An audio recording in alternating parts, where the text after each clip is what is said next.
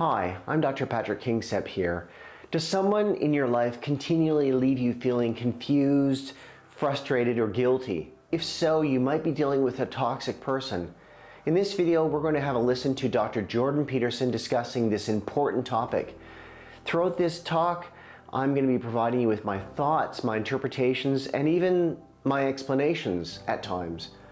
Based on what Dr. Peterson says, I will then give you an idea of what I think you need to do to lessen the blow of dealing with toxic people. Now let's get into this. You think people have good intentions. You especially think that if you're naive and agreeable. So all of you who are sitting there out there thinking people have good intentions, you're probably high in agreeableness. But that's not always the case. People can have very dark motivations that are fully conscious and very well elaborated. And you can't just be thinking about people who have good intentions but have somehow gone wrong.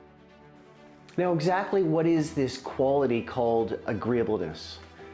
One's agreeableness can be measured by how readily you put the needs of others ahead of your own.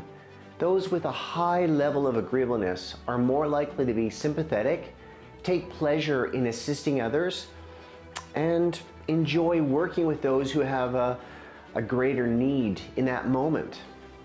If you ever meet someone who isn't like that and you think that, you're just a tree with ripe fruit to be plucked. So you don't want to be in that situation. You have to keep your eyes open.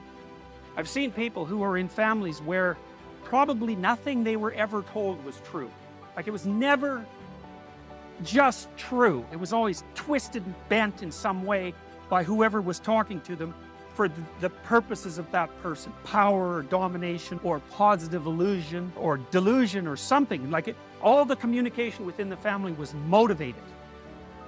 And so it's so awful to grow up in an environment like that, because you can't get a grip on what's real. And then it can get worse than that, in that the person will tell you that they love you and they'll act all sweet, but every time you do anything that's even vaguely productive and useful, they'll just criticize you to death. And all the while telling you that they love you. It's really horrible. And that's all tangled up with deception and lies. And it's a weird thing, because if you look at the Freudian hypotheses, you'll notice that Freud attributed an awful lot of psychopathology to repression, right? But I think the distinction between repression and self-deception or deceit is very permeable. The term repression was coined by that famous Dr. Sigmund Freud, the father of psychoanalysis. Because of the distress they cause, some thoughts, memories, or even emotions are repressed, who then the person who is repressing them can forget they even existed. The people who have repressed thoughts may still be affected by them, but they have limited idea that they are actually even disturbed by them. Now, it's easy to confuse repression with suppression. Suppression, in contrast to repression, occurs when an individual actively works to block out distracting or even distressing or upsetting information. What's the difference between repressing something and lying to yourself about it? Freud would say often that repression occurs unconsciously, but I really wonder about that. I think that what happens is that something happened, or you did something that you don't like and it's bothering you, and you could think it through, but you just decide not to. You just don't think it through. So it's left vague and uncertain, and it's fairly emotionally salient, but you just refuse to think it through. And you practice doing that until you've built up a habit of not thinking that through, and then you forget that you've built up the habit, and then it's like it's being repressed unconsciously. But I think that, or at least you knew when you first did it. And so, when you meet people who are acting in a twisted and peculiar way, and you ask yourself, they're very manipulative, say, you ask yourself, do they know what they're doing? The answer to that could be no. But another answer could be, yeah, but they knew once. They knew when they made the decision to start acting like that, but after they did it 100 times or so and made it into an automatic routine, then they forgot its origin, and now it runs autonomously. And so now they don't know, but they did know. And so, this is the sort of point, and this is the real point of the existentialists, where clinical psychology and the claims of morality start to become very tightly aligned. And it's something that the psychiatric and psychological industries, so to speak, don't really tackle head on. What do existentialists believe about morality? Good question you ask. Existentialism is a view that human consciousness is radically free. Radically free means humans are 100% responsible for their actions and even their thoughts. Such freedom suggests that one's ethical system is chosen. Also, because one must choose to act, one's ethical system will not automatically direct action. My experience has been that in these situations, for example, where the person has 5 terrible things going on in their life, that there's just deception twisted in and strewn in all of that. People are betraying each other, and there's no fidelity in the relationships. There's no clear and genuine communication. Everything's manipulation. No one admits to what they're really up to. There's a lot of false and saccharine love, which has absolutely nothing to do with love. It's all for appearance, and you cannot be healthy in a situation like that. I don't think, in my experience, apart from terrible luck, because, you can get cancer, diabetes, or any number of awful things. In my experience, apart from the tragedies of life, there is nothing that hurts people more than deception. Lies do people in. It's one thing to be hurt. Maybe you break your leg. That's one thing. It's another thing to be attacked by 2 or 3 people who break your leg and do everything they can to demean you at the same time. It's like lots of people break their leg and they're not traumatized. It's very few people who can go through the latter experience without being seriously and permanently damaged. I talked to David Buss and Robert Trivers within the last month. Great evolutionary biologist, great evolutionary psychologist. Trivers told me he'd looked at a new paper on psychopaths. He's very interested in psychopaths because one of the problems human societies have is, well, how do you keep the really malevolent types under control? Now, women solve that problem in part by being unfortunately predisposed by their nature, we might say, to want men who are somewhat aggressive. Because you need someone around who's a little monstrous to keep the real monsters away.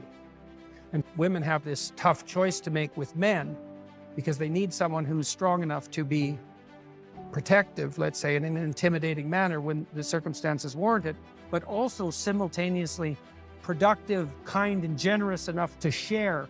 And those two things are somewhat antithetical.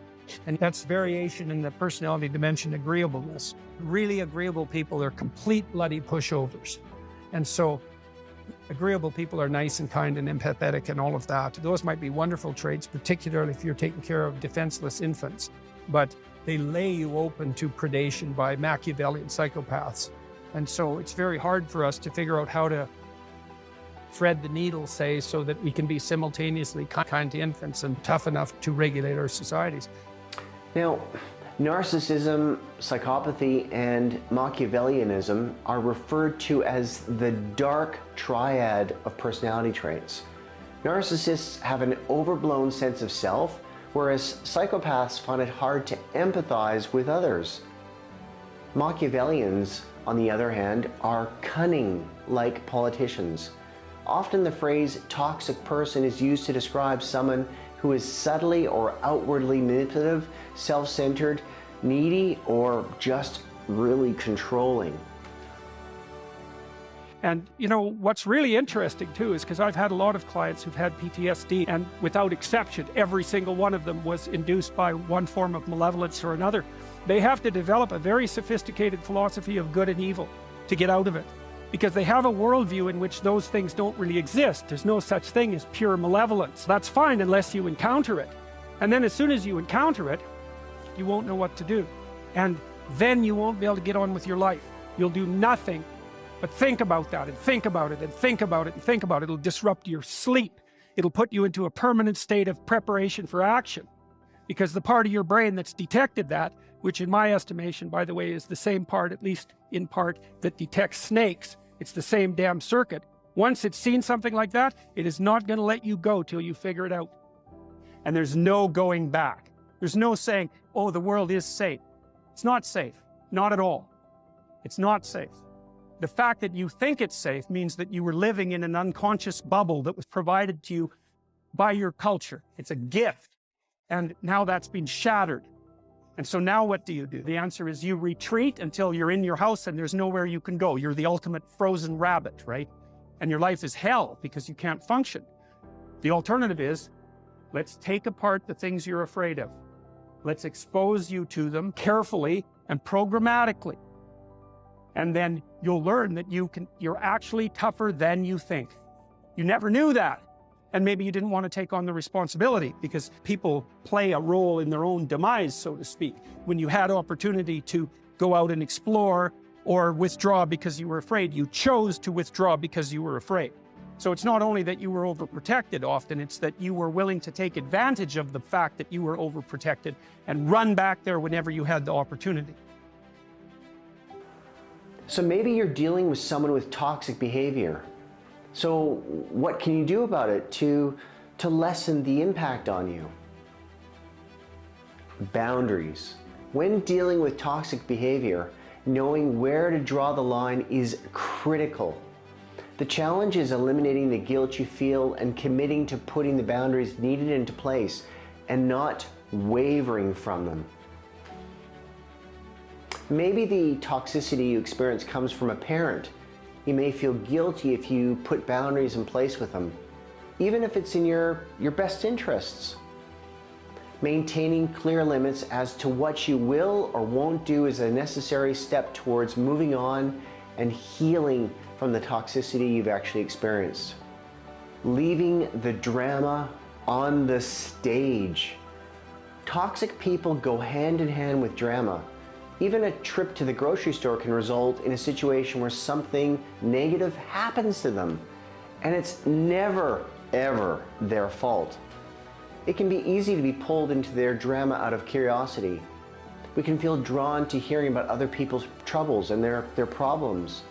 But when dealing with toxic behavior, this can quickly lead to over-involvement and difficulty separating ourselves from that problem. Consider talking to this person on a need-to-know basis only. Open up. Sometimes a person who exhibits toxic behavior might not be that aware of what they're doing or saying and that it's actually harming you.